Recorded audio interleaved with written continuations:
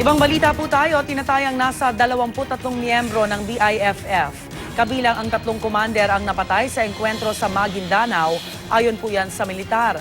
Sabi pa ng AFP, ang mga napatay na lider ng grupo ay sina Usop Abesali alias Commander Bisaya at mga kapatid ng lider ng BIFF na si Mohaimen Indong alias Commander Karialan, na sina Commander Nords Indong alias Buto at Salahudin Indong.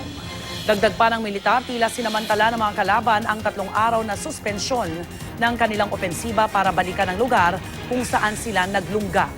Nalagasan sila ng isang sundalo matapos makipagsagupaan sa Datu Unsay. Habang natambangan naman ang ambulansyang gagamot sana sa mga sugatang sundalo sa Sharif Saydona. Git naman ng BIFF, 3 lamang sa kanilang grupo ang nasugatan. Bukas sinaasahang bibigyang parangal ang mga sundalong lumaban sa BIFF.